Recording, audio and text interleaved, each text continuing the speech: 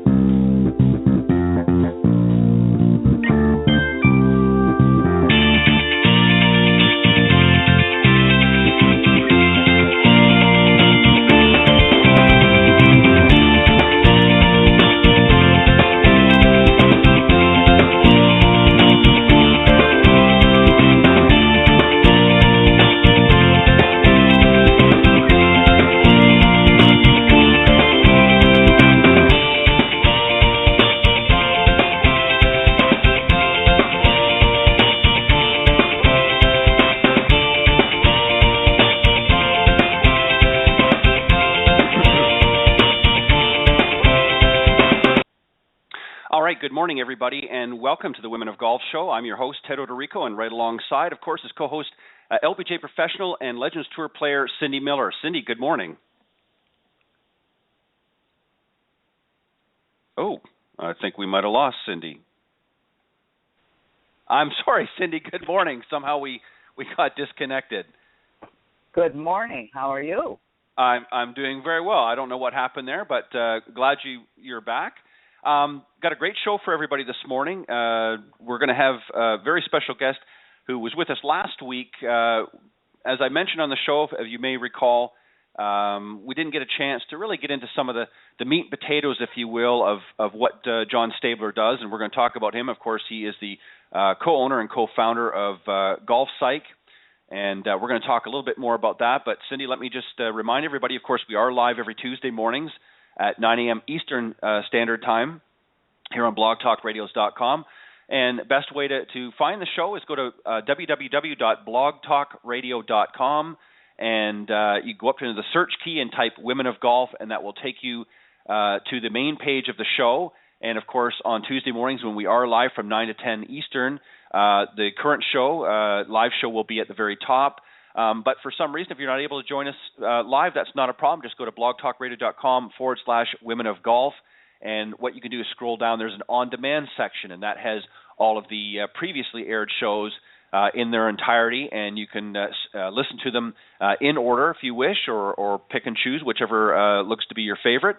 Always glad that you're tuning in live, of course. But as I said, if you can't join us live, not a problem. You can go to the on-demand section at blogtalkradio.com's Women of Golf. Also available for download through iTunes. Go to itunes.com in the podcast section and type in Women of Golf as well there, and you can also pick up the shows through iTunes for those of you that have an iTunes account.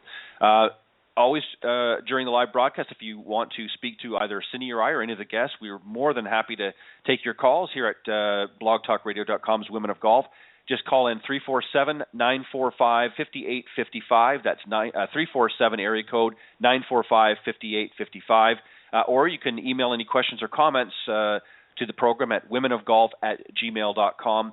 And if you're in the golf industry, whether you're a coach or teacher or somebody in the profession, and you feel that you have something you'd like to share with the audience, we're more than happy to bring you on board. And you can do so by reaching Cindy at her email, cindy@cindymillergolf.com. And also make sure you visit her website, cindymillergolf.com. Lots of great stuff there, and she's always eager to help grow the game, so make sure you do that. And if you want to reach me personally, you can do so at ted.golftalklive@gmail.com.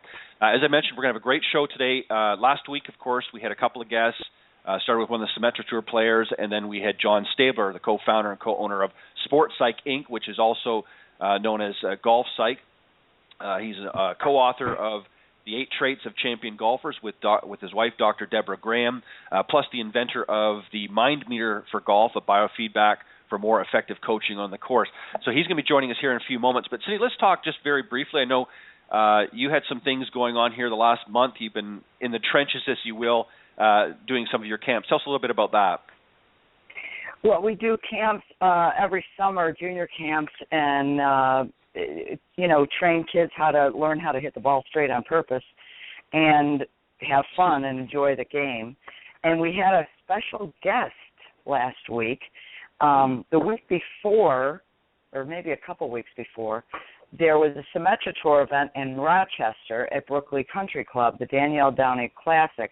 And Danielle was a player from Rochester who was currently, at the time, coaching the Auburn women's golf team, and she died in a horrible car accident a couple years ago. So because Wegmans pulled out and that LPGA championship became the KPMG PGA championship, Wegmans stepped up to the plate, and they are honoring Danielle by having the Danielle Downey Classic in Rochester. Anyway, so remember Body Track? Terry Hashimoto was on our show.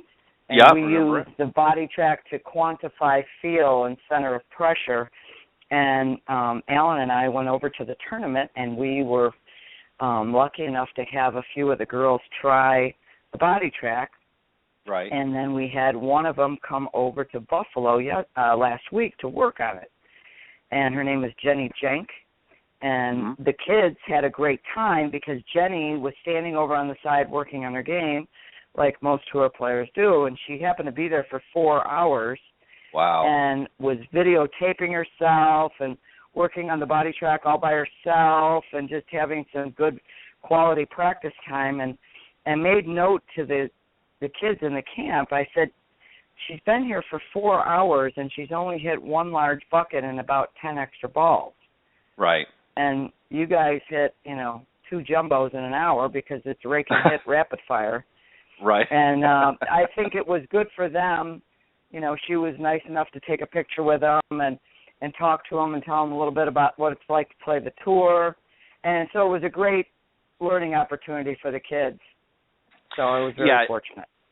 Yeah, that's been, and what a great, it is a great opportunity for some of the youngsters to watch somebody who's, really on their game and able to get out there and spend some quality practice time.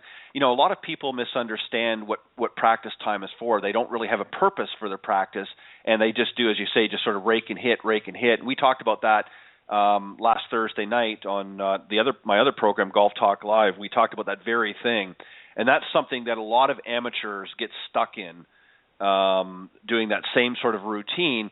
And it's, as you know, Cindy, it's not effective.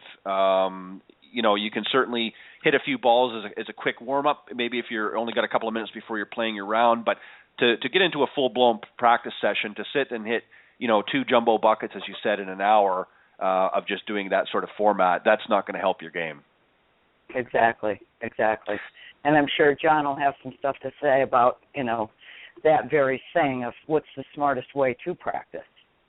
Yeah, exactly. We're going to ask him that and more here in just a minute. And one of the other things I want to do, as we talked about off air, both of us get pretty busy, so it's not always easy to watch even some of the tournaments, but I managed to watch a little bit, and there's a couple things that I want to talk to John about as well pertaining to this weekend. Now, this is the men's tournament, of course, the Quicken Loans National, and, of course, Troy Merrick ultimately was the winner, but there was also some very exciting golf played by not only him, the winner, but also Tiger Woods. Shot 3 of his rounds in the 60s, which he has not done for quite some time. So I know that certainly is going to propel him into a positive frame of mind. But I see that John's ready, and so let's bring him on. I've already basically done the intro, so I'll bring John on, and we'll get down to some discussion. Perfect. Good morning, John. Good morning. Welcome back to the Women of Golf. I'm happy to be back. Morning, Cindy. John. Good morning, John. John, we said last week, we sort of finished off that we wanted to have you back on because really the area of golf that you really focus on is something that I think is, one, overlooked by a lot of amateurs. I don't think they fully appreciate the importance of it, but also there's just so much to talk about. And the segment we had last week was really not long enough to give you credit to really talk about some things. And so we wanted to have you back, and this was a perfect opportunity to have. So we're calling this John Stabler Part 2, if you will, in the discussion.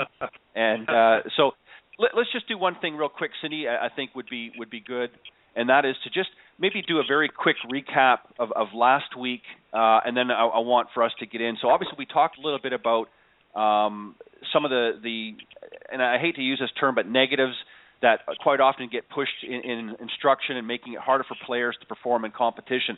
Maybe just sort of gloss over that, John, just a little bit, some of the things that you've witnessed and how we can sort of make changes to move things in a more positive direction. Sounds good. Cindy, are you going to recap last week? Is that what I was supposed to do?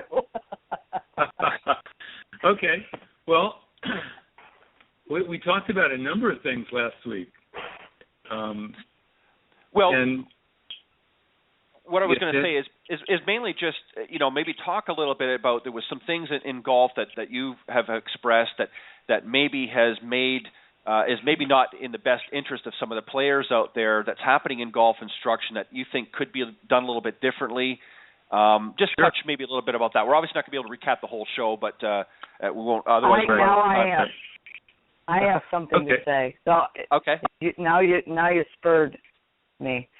Tell us a little bit about the left brain and trying to give someone a golf lesson on TrackMan or when they're attached to a computer and people are encouraged to think of specific body parts and specific movements while they're swinging. Excellent lead in. Okay, great question. And we see that approach, that very mechanistic, I call it machine-style approach to teaching people how to play and swing the club. I should rephrase that. Teaching people how to swing the club. They're not teaching them how to play the game. So one of the unfortunate things that's happened in golf is we have all this wonderful technology now that can locate and display a person's movements both on video and through sensors, position sensors, so that we can put up stick figures or representations on the screen of exactly how you're moving and break it down in infinite detail. Mm-hmm. We've had high-speed cameras for longer where you could, film your swing and then slow it down and say, okay, here's where you are, and then put up split screens and compare you to some tour player and say, well, at this point they're here and you're there, so you need to change these things. Well, this is a machine approach. It's treating you like you were a machine, like we could adjust this and tweak that and move this over here, and from that point on, you should be able to do it and make this perfect swing. And through this process, we're saying, okay, Cindy, you need to keep the club a little closer to your body on the takeaway, and you need to make sure that your elbow is in this position at the top. And so I want you to focus on those things as you're swinging. Let's see how you do. And so then you make some swings like that, and the instructor comes back and says, hey, that was really good, and your movement's perfect. Don't worry about how you're hitting the ball right now. Just that movement, that's where we want to go. That's perfect. Right. And so what they've done is they've turned on our left brains. For everybody out there, most of you are familiar with left brain, right brain, but left brain's really good at math and logic and engineering and accounting and all that stuff. Brain's really good at creative and artistic and imaginative. Unfortunately, the left brain is not athletic, and the right brain is athletic. Okay? So when we take a player and put them in position and hook them up and start telling them what to do, we turn on their left brains. Left brain is running the show. Left brain is saying, okay, move it like this, and then the left brain is also judging, and am I moving it right? Is that correct? And trying to make minute adjustments. Unfortunately, when we do that, we just threw away our athletic ability. Right. All right. Now, that's in the lesson, okay? So the lessons typically are all left-brained. The player is all left-brained. They're probably fairly relaxed. And so after a little while, they start hitting the ball pretty good, and the instructor feels like they've done a good job because, look, the evidence, it's on video, and we can see the ball flying the way it's supposed to. And the player leaves saying, all right, I've got it. That's it. That's the thing. I need it. And then they go away and they practice on their own and they focus on making that move or that position. Again, the practice is all left-brained. And when you hit the same club over and over, you can get into position and you can start hitting the ball really well. And so then the player feels like they're doing good work and they've been practicing this swing, they've been hitting it good in practice. All right, let's take it out on the course. So they go out on the course, and now the outcomes matter. They're trying to score, and they're trying to hit these great golf shots with these perfect swings. Right. Unfortunately, they're left-brained. Their level of arousal almost certainly is higher than it was on the range, which means the basic machine is different. Your body at a higher level of arousal doesn't move the same, doesn't operate the same as it does when you're more relaxed. So that means that as you're swinging, you're not going to get into exactly the same positions. Your awareness of your positions and your body in space is not as good as it is when you're more relaxed. And as you're swinging, you're still trying to focus on making sure you do something. You're monitoring, you're judging, you're trying to control. Unfortunately, our neurological systems aren't fast enough to do that in real time. And worse, the way we move is how should I say it? It's a sequence of electrical signals to our body. The sequence has to happen in a certain order. And when you go up the arousal scale, and then you throw additional instruction in there trying to control yourself, it gets all messed up and confused.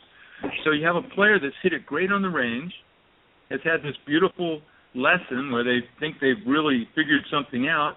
They go out on the course and it doesn't work. And because the instruction is all machine style, left brain, and the player's out there trying to make sure I must not be doing that thing or things. How many swing keys do you have that make sure that they hit the ball, that they make this perfect swing? So the golf industry in general is teaching players in a way that is actually ineffective and hurtful for playing the game. They haven't helped the player transition from that mechanical instruction to actually right-brained, more reactive, letting it go style play. So we have a huge universe of amateur and professional golfers that are really frustrated. You know, the logic of it's right in front of them, but they can't see it. They hit it great in the range. They hit it pretty good in a practice round when it doesn't matter because they're more relaxed. And then because they've got this machine-style left-brain approach, they go to try to compete or play for score, and it doesn't work. And they say, the paradigm is, I need to hit more balls. I need to dig it out of the dirt. I need to go back and get more lessons. Right. So it has this repetitive cycle built into it. And the players with these paradigms, this instructional dogma, can't find their way out of it. It's impossible to figure your way out when that's the way you think you're supposed to do it. Yeah, and John, that raises really an interesting point because, you're right on the money. A lot of amateurs, have become frustrated especially over the last 10 or so years. And I think that, certainly some are economic causes as to why the numbers have gone down as far as number of people playing and also number of rounds playing, but also I think out of pure frustration. You can have as many lessons as you want, but if the same mistakes are happening and you're not seeing those improvements, and you're right, quite often you see somebody on the practice range and they're hitting some great balls, and then as soon as they get out in the golf course, it's like it's a different person showed up, and it's very frustrating for the average golfer out there. So explain a little bit. You've kind of talked about the differences between the left and right brain, but knowing that information, how can it help some of those golfers out there? Knowing that information, what the difference is between both sides of the brain, how does knowing that help and to be able to transition into playing some good golf? What do they need to do? Excellent question. Okay. They have to start doing more what I call play style practice. Some of your practice, and the tour pros, the best players in the world, are always working on their swings. That's not going to go away. And We're not encouraging that to go away. Some part of your practice needs to be what I call machine style practice. And the purpose of that practice is to teach your body the sequence of movements. The objective of that practice is to help you transition, help you learn how to do it, like riding a bike, learn how to make that golf swing so that you don't have to think about making that golf swing, so that you can transition from that left brain mode to the right brain mode of athletically swinging at the ball. Okay, so to do that in practice, I would suggest, because everybody's working on their swings a bit, and that's helpful, on days when you're not playing, the first part of your practice should be mechanical technique practice. That's fine. Same club, lay down the sticks, work on your fundamentals, work on your swing keys. No problem. Go ahead and do that. All right. But before you leave the range, and I don't mean just the last two balls, I mean before you leave the range, you need to spend some time playing golf. Right. Play style practice. And by that I mean you have a specific target, you do a full routine like you're going to do on the golf course, and you play the shot without thinking about how to swing, thinking only about making contact and sending the ball towards that target with the shape you want to hit. Okay? Imagining it in both visual and kinesthetic terms, feel and visual, and that's all you're doing in your pre-shot routine and over the ball. And if you miss the shot, you don't get to play it again. That's not golf. On the golf course, you have to do it the first time. All right. So great ways to do this then would be, I don't care, pick a club, 5-iron, and pick a target and shape the shot, play the shot with your full routine, and then either put the club away and take another club, or with the same 5-iron, pick a different target and a different shot. Maybe the first one you play a high cut, and the second one you play a low draw. That's fine.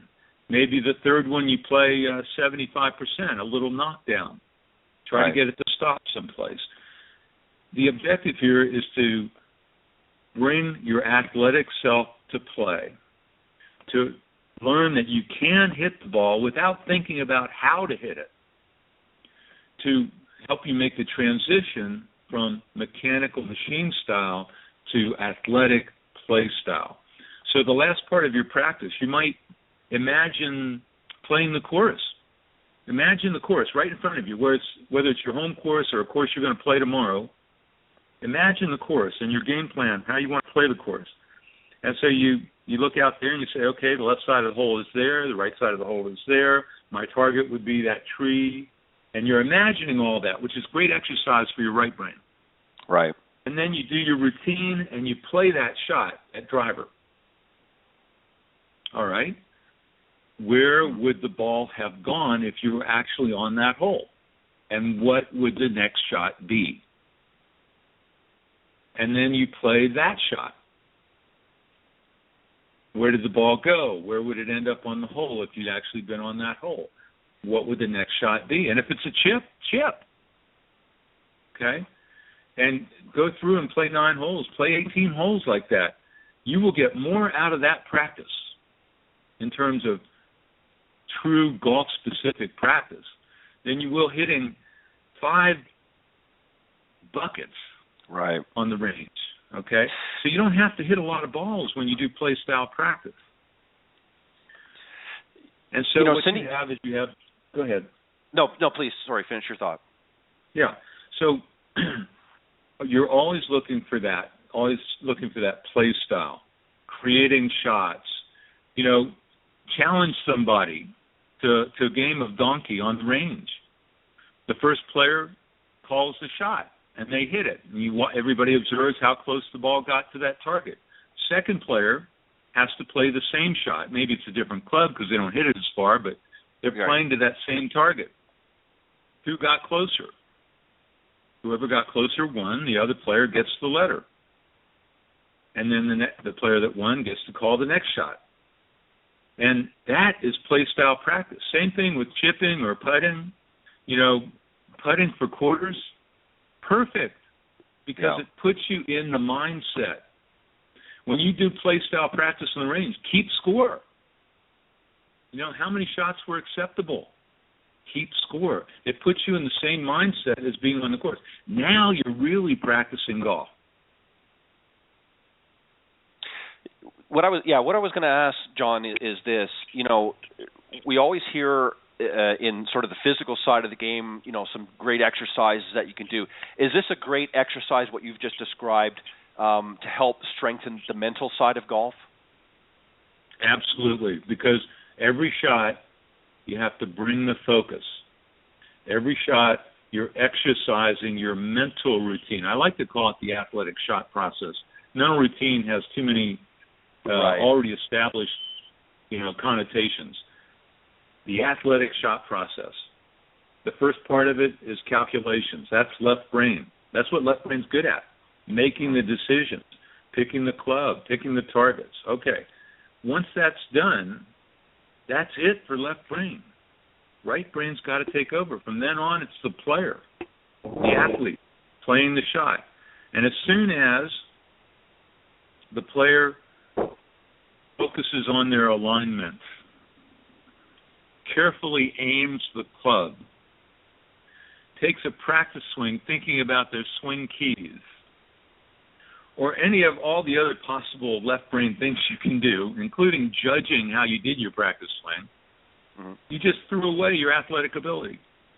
So part of this athletic shot process is the first part is left brain, but left brain must not go further in the routine. It's got to be right brain athlete. And one of the things we've learned over many years now, working with players and in our schools, is that when a player sets up to the ball and they are athletic, they are right-brained, it doesn't matter if their feet are misaligned or their hips.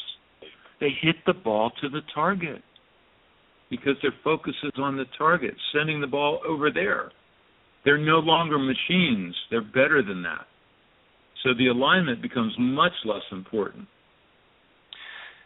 You know, John, Cindy and I were talking off air a little bit before we went live, and one of the things that she had mentioned, and I see this as well in instruction, I'm sure you've seen it with obviously not at the professional level so much, but with the amateurs, is that sort of rake and hit style on the range.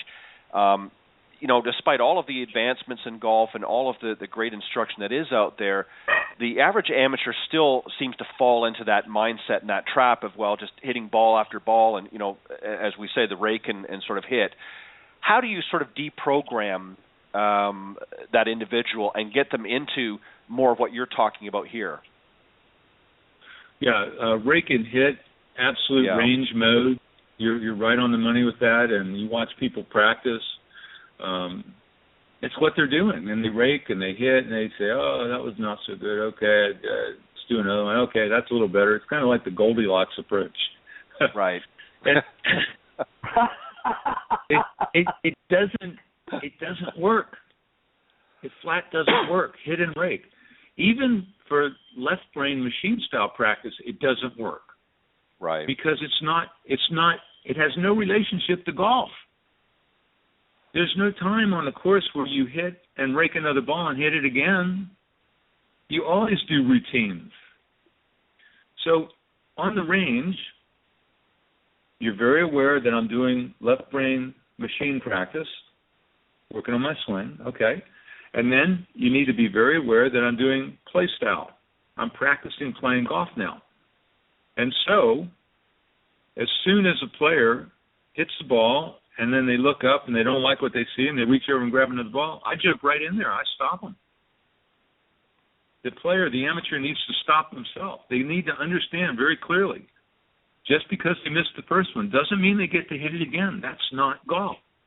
Yeah. You got to hit it the first time. You got to work on getting yourself ready to play the shot athletically the first time. So, let me sort of ask a scenario here. Obviously, I watched a little bit of the tournaments on the weekend, particularly the men's tournament, the Quicken Loans. And there was two things I wanted to ask you, John, since you were back on the program. First being, of course, the winner, Troy Merritt, did a fantastic job this past week winning the golf tournament.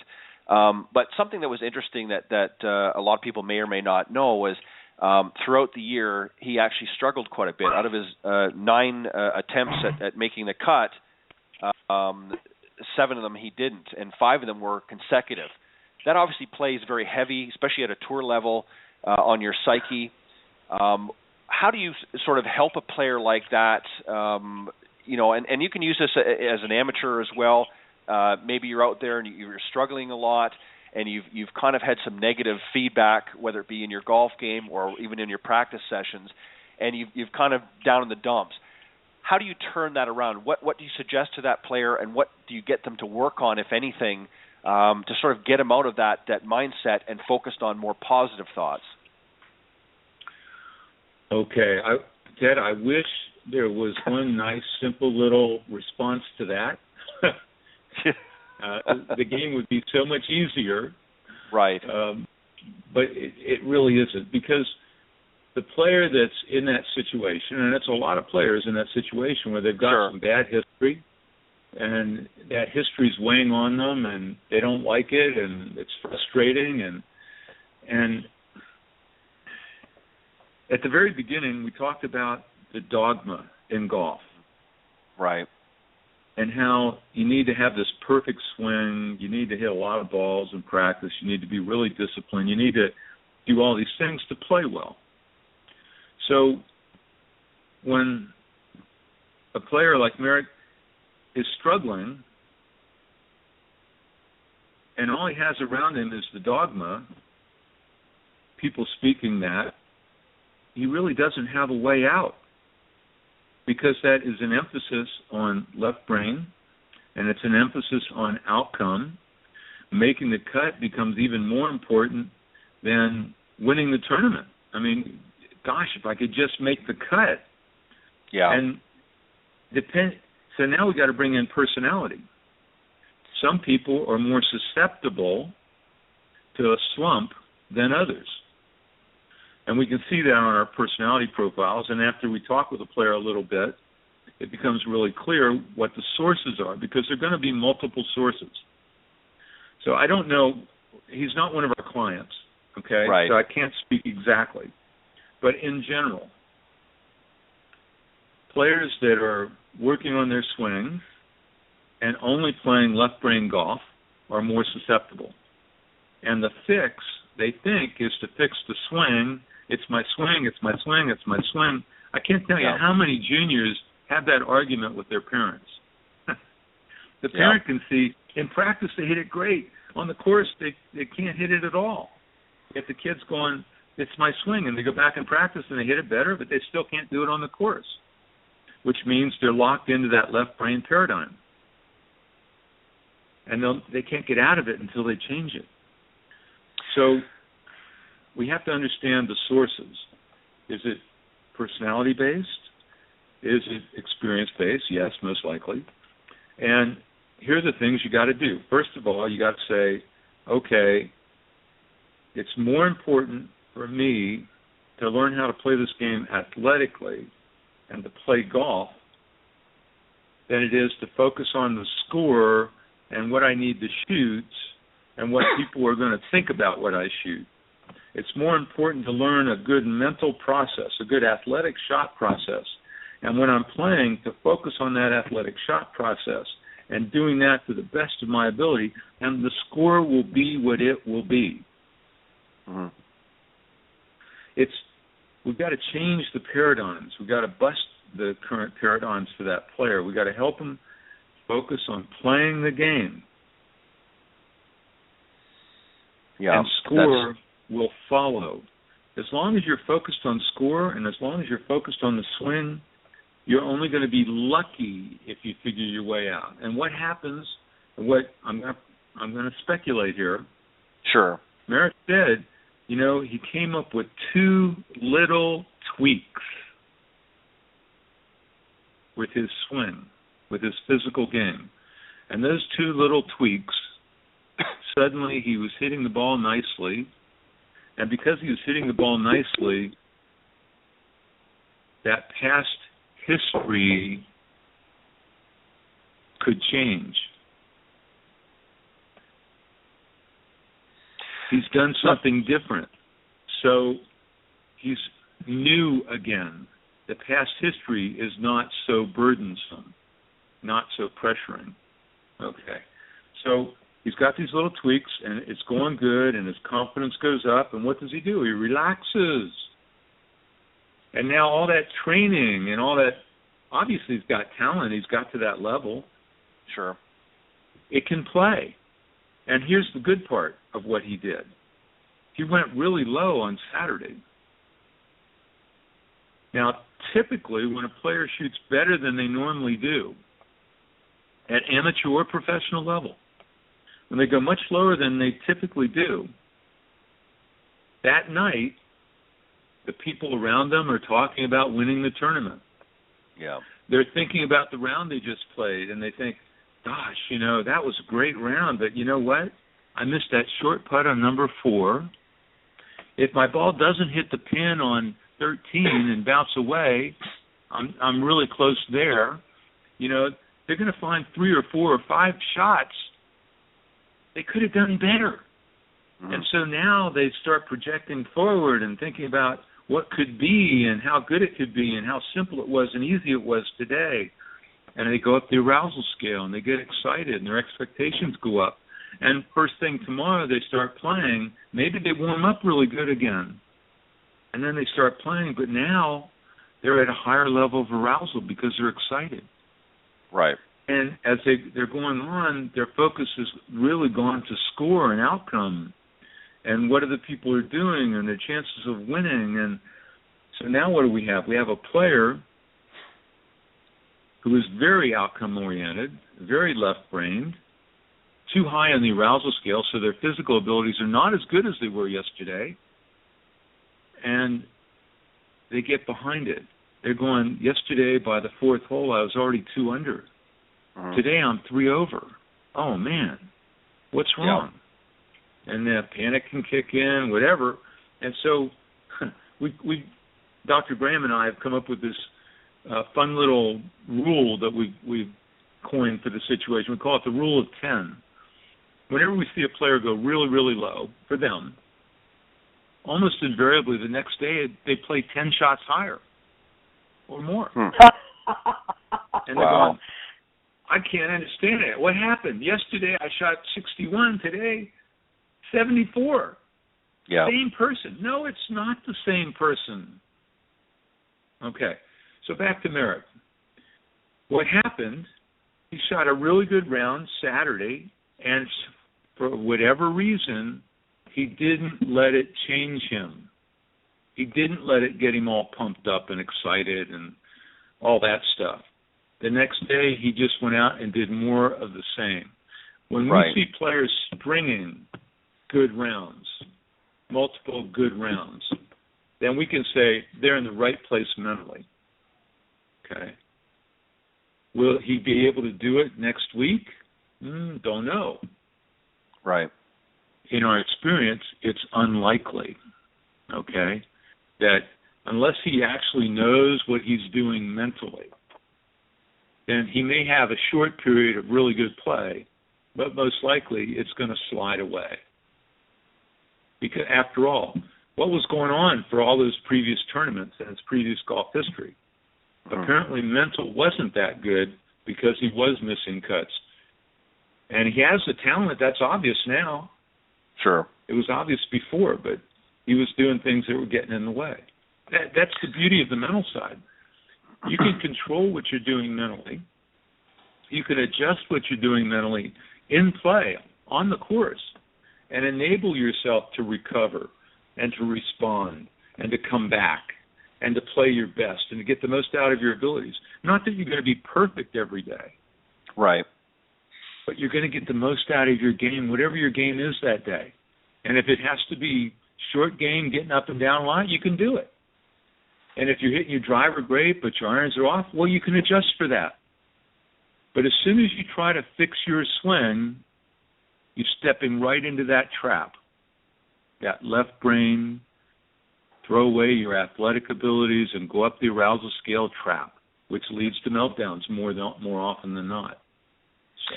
Right, and we see that all the time. And I know that Cindy, always has talked about doing assessments and that, especially when working with new players and new students. From a coach's perspective, obviously you've seen a lot of good and a lot of bad. From a coach's perspective, what should we be doing differently maybe than what you've seen as a general rule in the industry? What can we do to make ourselves even more effective? Okay, I have to stipulate here. Are we talking about a coach or are we talking about a swing instructor? Let's go with swing instructor. I think let's do swing instructor. I think that's a little bit. Okay. Your typical teaching pro, they really need to help the player, first of all, with assessment. Mm-hmm. Before they even try to instruct them, they need to assess the player's capability, their history, their golf knowledge. They need to assess that. And from our perspective, their mental game too. Mm-hmm. They need to understand their personality. They need to understand their level of mental skills at the moment. When you say focus to people, most people really don't know how to focus. They don't know what that means. When you say visualize, a fair number of people do, but a good percentage of people don't really understand what visualize means. So assess this person up front and then customize your instruction to fit them. And that includes how much time do they have to give to the game. If you have a busy executive and golf, he loves golf and that's his break from, his business life and that's how he recoups and recharges, okay, great. Do we want to put him on a path of having to, practice at least 4 days a week and, 2 hours? Well, first of all, I can't do it.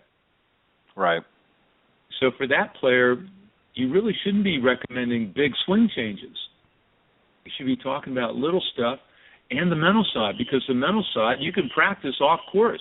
You don't have to be on the range to practice mentally and be doing effective practice.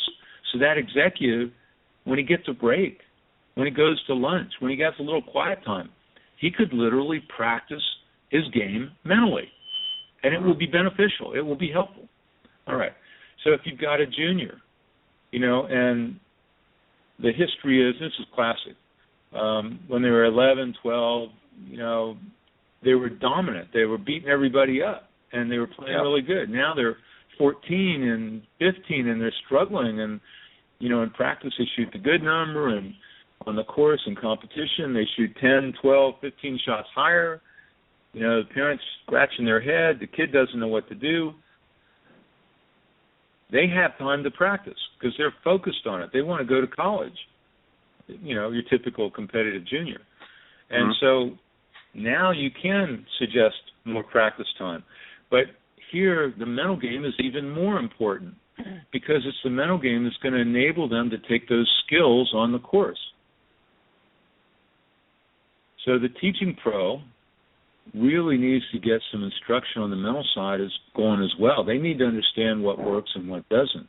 They really need to help the player learn how to practice, like we talked about. They need to help the player take baby steps. If you take a player and you ask them to make major swing changes, well, in our experience, you've just handicapped them for at least 2 years before they're going to be able to come back and actually play. If they're working hard to make a major swing change, well, you can't expect good play. They can't expect to score if they're making major swing change. Okay, so now you as the instructor, the swing coach, you have to make decisions based on their situation, who they are, their level of skill, their mental game, about how far you take them. And unfortunately, I hate to generalize because I know there's lots of good swing coaches out there who don't just treat everybody the same, but generally they have a program, they have an approach, they hook you up to the TrackMan, they hook you up to the body sensors and the position sensors and they video, and boom, they establish that's where we are. Okay, here's where we want to go. And so now every lesson's working to get there. There's no mental instruction. There's no instruction on how to practice. There's no instruction on how to manage the course. There's no playing lessons. So the results are going to be limited. Every once in a great while there's a breakthrough and, oh, man, suddenly I played really good and this is really working. And, of course, then they get into the player gets into a situation where they're not as comfortable or they're more anxious about how good the other people are, or they got to play near their best to be competitive in this.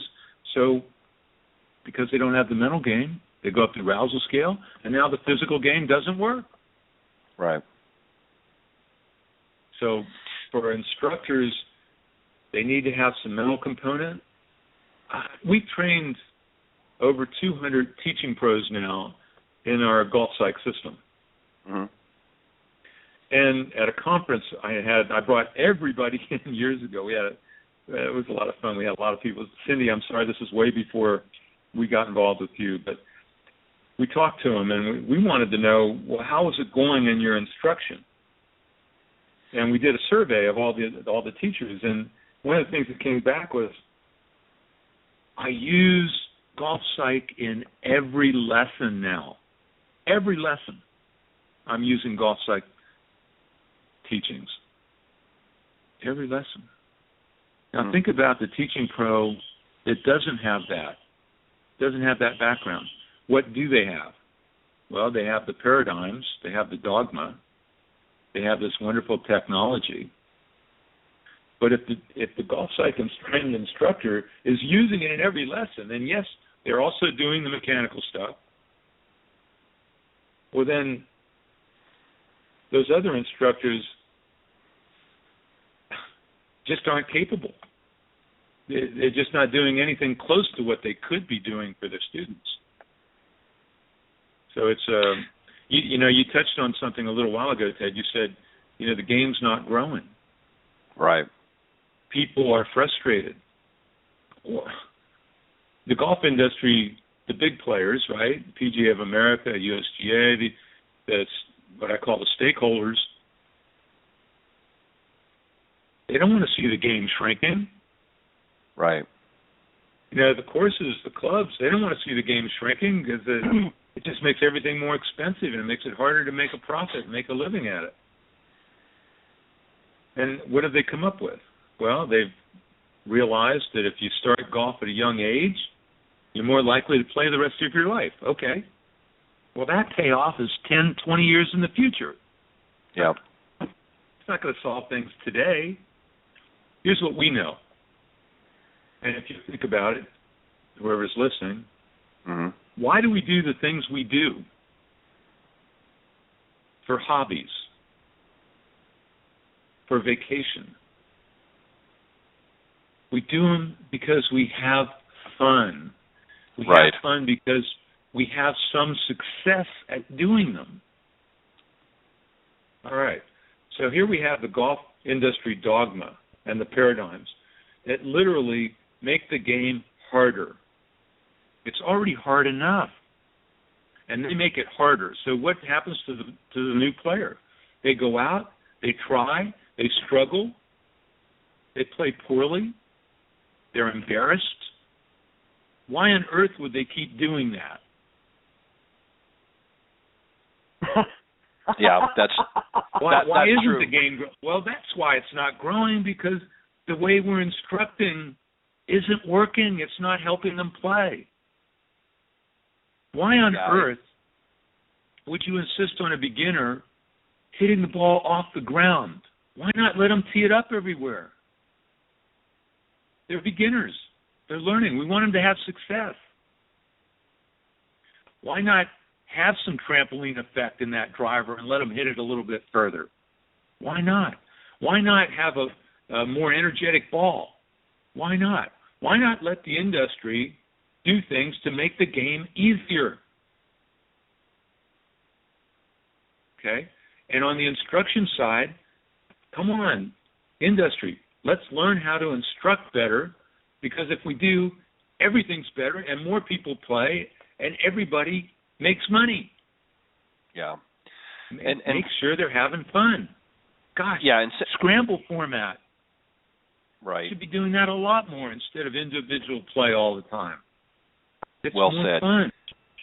You know, Cindy and I, I'm sure, both have seen, and something that you alluded to as well is, you know, a lot of different swing theories, and there's certainly a lot of good ones out there, but there does tend to be a lot of focus on different swing theories as sort of the end-all, be-all. And I don't know how many times I've heard people, I've even had guests on the show that talk about specific swing theories. And, you know, there are certainly some interesting components, certainly interesting aspects of it, but it's not getting to really the root of some of the problems that the average golfer is facing with. And Cindy, I'm sure you can attest to this as well. You know, you see a lot of people that come to you, I'm sure, that maybe for the first time they've heard or they've seen something, and this is what I've heard, or is this, and they'll ask you questions that you know are not really pertinent to what they should be focusing on. And it's just something that they're getting absorbed through, you know, whether it be social media or what have you, or the golf industry in general. Correct, Cindy? Well, here's the catch. Golf is a game. It's a participation sport. And it's one of the few sports where an amateur pretends they're in the U.S. Open. Mm-hmm. You don't see 40-year-old men playing football pretending they're in the Super Bowl. No. So you can walk up and down the range. I teach at a public facility in Buffalo, New York, where there's probably 5 people giving golf lessons, taking money, who are not schooled or qualified or have not been certified to teach golf. But they teach lessons and make money. Yeah. I call those people, and we all have seen and probably experienced, you know, hitting balls on a range and having some stranger come up and tell us what we're doing wrong. I call it the committee of they. So it's such a, you know, the committee members show up and tell you what you're doing wrong, and when you're new, you know, you have no idea that these people are clueless. So you assume they know what they're doing, therefore you're susceptible to the committee, therefore you believe them, and there you go. The paradigm has moved on. And so you have to instruct people to, you know, the ball goes where the face points. If the club goes down, the ball goes up. Let's just make the ball go in the air rather than, well, where should my feet be? I don't care. Hit it. Yeah. You know? Do you agree, John? Absolutely, Cindy. And one of the things I've come to in this, I'll come back to a couple things you said, but I believe firmly that we all need to find our swings, not somebody else's perfect swing.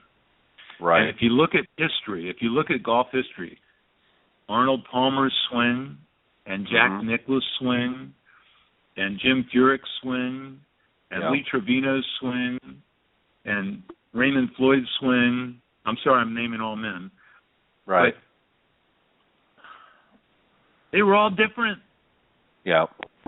They found their swing, and they trusted their swing.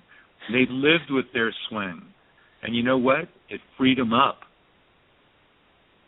It freed them up. They could play the game. They could go out and not think about how to swing, just do it. And Cindy, just a side comment, take off of one of the things you said, the committee of they. When it's an amateur committee of they, then they're going to be repeating industry dogma, something they saw on the Golf Channel or read in the magazines, or they're going to be telling you something that they did personally that worked for them. Right. Try this. It worked really good for me. Try this. Well, it may be totally inappropriate for you. And you don't want to badmouth other people. You just want people to listen to the truth. But they're not sure what the truth is. No. Yeah, I agree, Cindy. That's well said. You know, that's what really my point, what I was trying to get at. And I'm not here, and neither is Cindy or you, John, to really trample on the industry. I mean, we're very fortunate, very blessed to be in really a great industry. But I think that there has to be better communications through all parties, not just, you know, the manufacturer sort of doing one aspect of it, the teaching professional doing another, and then the governing bodies doing something different. I think we all have to kind of get on the same page. And there has been for a long time this sort of big push on the mechanical type swing and now more recently, you know, different swing theories, the so-and-so swing method or the such-and-such swing method. And it gets very confusing, even from an instructional standpoint, because everybody's getting all kinds of information. And there's really, you know, you can't apply, one swing doesn't fit all. And this is something that I think that we do have to tailor it to the individual. Each person is different. And you hit it right on the head, John, and I've said this many, many times on air, that there are so many great players from the past that all had different swings. And I'll name a few on the ladies: Nancy Lopez, Kathy Whitworth, Cindy Miller. I guarantee all of their swings are different. Now, there may be certain fundamentals that might be similar, but their swings are all different. I guarantee it. And Cindy, you know, you've played with a lot of these great ladies, so you know firsthand that you've seen a lot of different swings out there. That's for sure. You know, so, gosh, John, I can't believe the time is already coming to a close. I want to thank. Yeah, it flies. But very interesting, and I really wanted to give you a chance to talk about some things that I think that the average person out there needs to understand. We can talk about golf swing, we can talk about the game in general all we want, but there's a lot of things that I think need to get out there, and that's one of the reasons why, you know, we talked last week about having you come back, and I'm very blessed and honored that you were able to come back so quickly. And I know you've got lots of other things you have to do here in the coming month or so that was why you were able to come back so quickly. So first and foremost, John, thank you very much for coming on and sharing some thoughts and wisdom from your perspective of the game. And just very quickly, for those both students and also teachers that are interested in learning more about GolfPsych, how can they go about doing that? My website, golfpsych.com, GOLF. PSYCH, just like the beginning of psychology, golfpsych.com, and you'll find everything you need there. And you can also contact me through that. We have an email function there. And very, very quickly, we have beat up the golf industry a lot. Please keep in mind the comments are more general. Sure. But I also believe that the golf industry could do much, much better than we are doing.